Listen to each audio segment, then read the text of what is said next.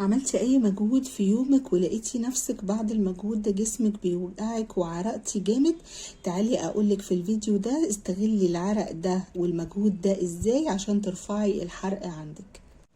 راجعة من شوبينج، راجعة من مشوار بعيد، قمتي نفضتي البيت، عملتي اي حاجة وبعد عملتي فيها مجهود جامد ولقيتي نفسك جسمك بيوجعك وعرقانة جامد. هتستغلي المجهود ده والعرق ده والوجع اللي في جسمك ده ازاي عشان ترفعي الحرق ده اللي هقولهولك دلوقتي.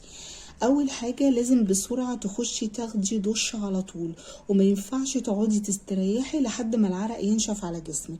ليه؟ لان العرق ده عبارة عن سموم طالعة من جسمك، لو انت سبتيه ينشف عليه هيعمل لك التهابات وهيبقى مجال لنمو البكتيريا على جسمك، وطبعا هيحصل غمقان في مناطق كتيرة في جسمك، ده غير الريحة الكريهة طبعا اللي هتبقى موجودة عليكي.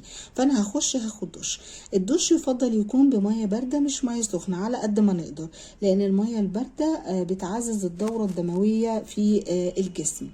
بعد كده هدهن جسمي بمرطب عشان احافظ عليه من الجفاف عشان ما يحصلش غمقان.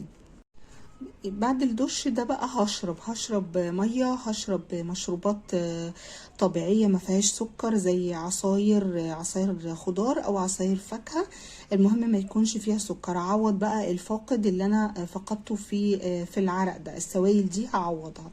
وبعد ساعة او ساعتين تقريبا هاكل حاجة ايه زي فاكهة، تفاحية، موزية، او اكل حتة بروتين ومعاها شوية خضار مسلوق او مشوي. ابعد طبعا عن الدهون وابعد عن السكريات وابعد عن الحلويات. بالحاجات دي انت كده عليتي الحرق واستغلتي المجهود اللي انت عملتيه من غير ما تاخدي بالك ومن غير ما تكوني قصداه.